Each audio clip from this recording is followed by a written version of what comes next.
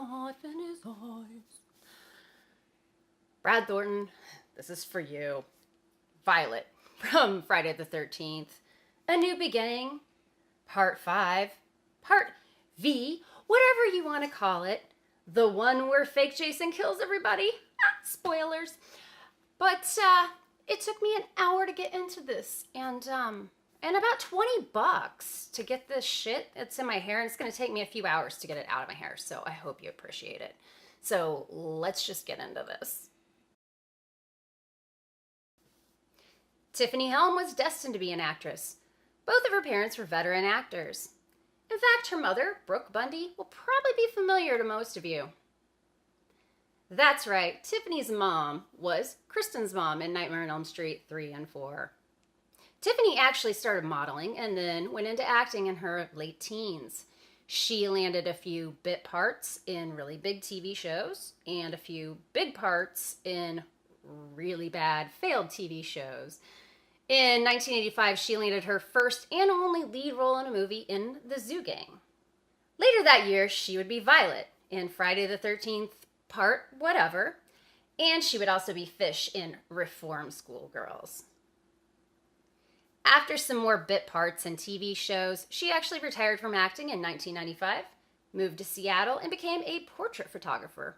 She actually has 2 upcoming projects listed on IMDb. Now, one is her playing the, quote, old woman in a low-budget horror movie, despite the fact she's only 55. But the other is in a Stephen King adaptation starring Patrick Wilson, where she plays the gas station attendant. Maybe she's going to make a comeback. Who knows? Tiffany was in her early 20s when she filmed this, and she's been quoted as saying she was in a rebellious partying stage, so she really didn't have to do a whole lot of acting to channel the role of Violet. She was actually able to have a lot of freedom over what Violet was going to look like, and so she got to work with hair, wardrobe, and makeup, and wanted her to be some sort of cross between Terry Nunn from Berlin and Susie Sue from Susie and the Banshees. I'd say they did a pretty good job. Violet's one of the troubled teens at the Pinehurst Halfway House for Youth Reform. We don't ever really know what Violet's issues are, but they try to portray it loud and clear with the stereotypes. Now, Violet does not have a lot of screen time. I could only maybe find about 10 to 15 minutes that she's in it, but she seems so iconic. And I was thinking, why is it that we seem to know so much about her? And I think it's because she's been there for a while, long enough to make her bedroom the way she wants it to be. And you can tell a lot about a person by their surroundings.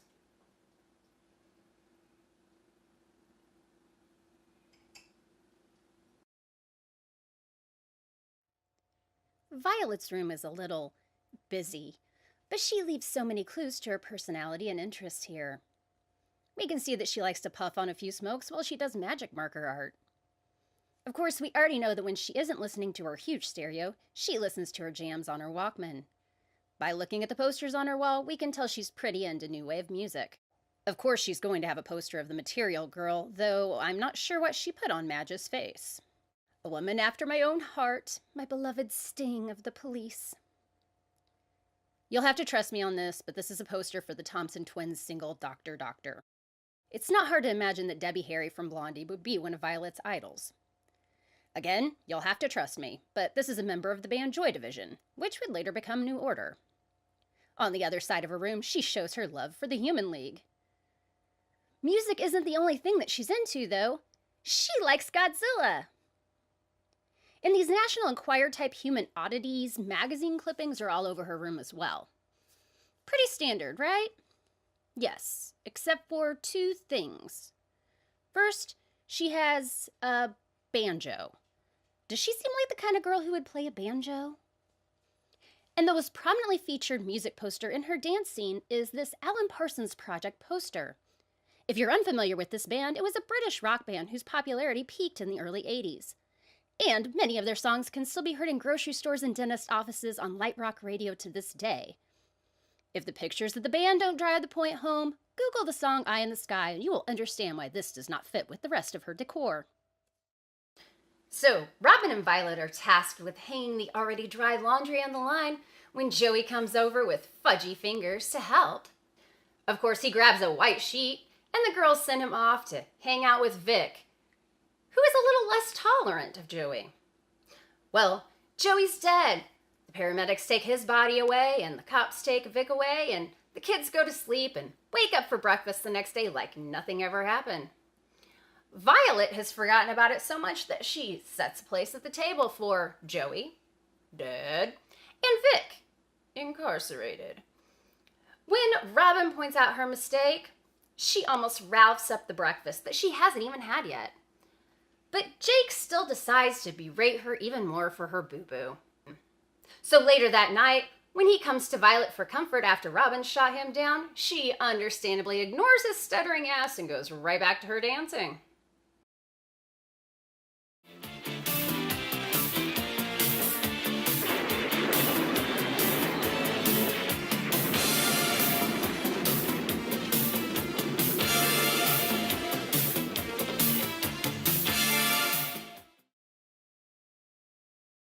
So the dance is interrupted by Roy opening the door.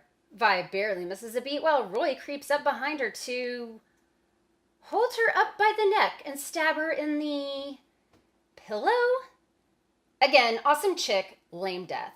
Even worse than her having a lame death is that Reggie's traumatized for life seeing her dead body piled up with Robin and Jake's.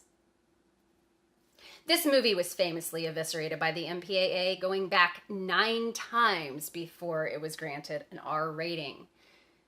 Violet's death was supposed to be more risque and gorier, but the filmmakers said that it didn't fit the tone of the movie.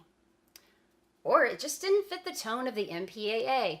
So it was shot, the director panicked, and immediately reshot into what we see now, the lame pillow death. So Violet was exercising on the floor when Roy comes in and crotch chops her with a machete. Now, the footage does not exist, but luckily we do have a picture of Tiffany on the set in her post-mortem makeup. Tiffany has said that she's not a hard body, and she doesn't think that her character would have been exercising in her spare time, so she was glad for a change, which seems logical. It just would have been nicer if it would have been a little more gory. At least she has the explosive period pic to show her grandkids. Violet, you had maybe 10 minutes of screen time, and you're a fan of 80s light rock bands, and you made your own dance. And for that, you are a not quite final girl that has life in her eyes. Okay, I'm running out of requests. So if anybody has anybody that they want me to do, put it in the comments. Think outside the box, like outside of the 80s slashers. Obviously my wheelhouse. However, I wanted to do Marion Crane from Psycho, and in the poll that I took, she was dead last with, I think, one person. I think Cockmeyer was the only one who said he wanted to see Marion Crane. So come on, challenge me, kids. Challenge me. But don't make me crimp my hair again. This is dedication, kids. This is dedication. Not to mention I spent like $20 today on like shit to make my hair look crazy. I put a little more Black Swan, but I want to introduce you to Rasputin, Russia's greatest love machine. Oh yeah. All right. Nothing better to be putting shit into my hair during than this. Actually, it's a really good beat. It's just really ridiculous once it gets into the disco strings.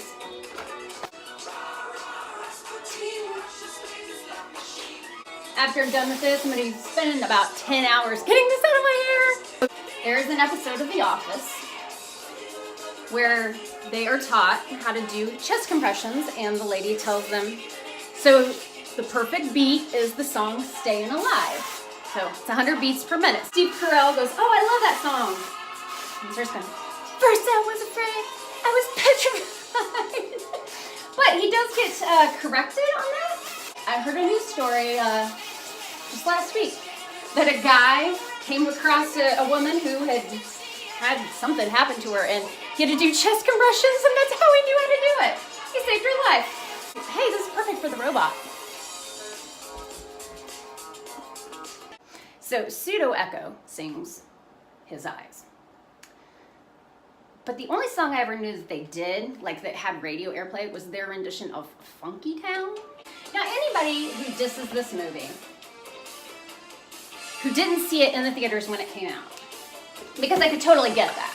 Like I could totally be like, I'm gonna watch the new Jason movie, and then be like, oh, it's not Jason, and be pissed off. Okay, I do understand that concept.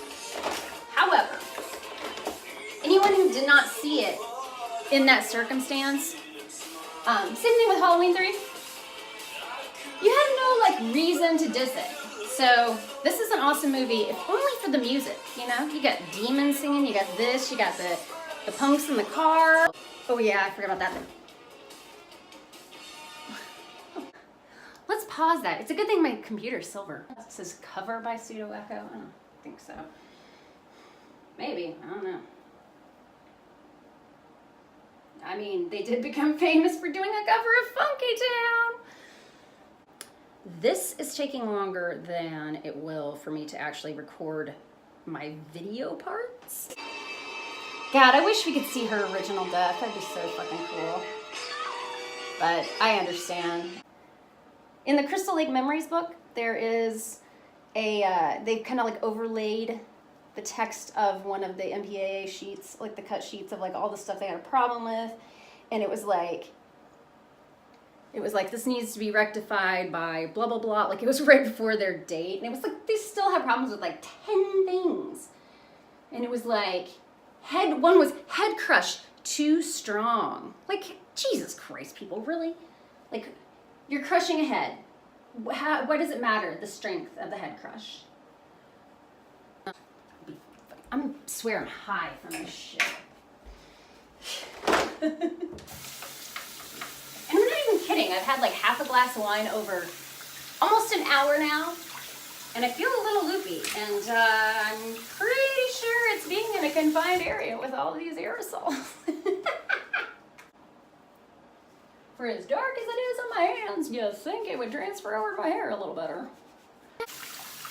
I know. Why isn't she wearing gloves? Because she's a dipshit. Oh, here we go. 57 minutes and 25 seconds.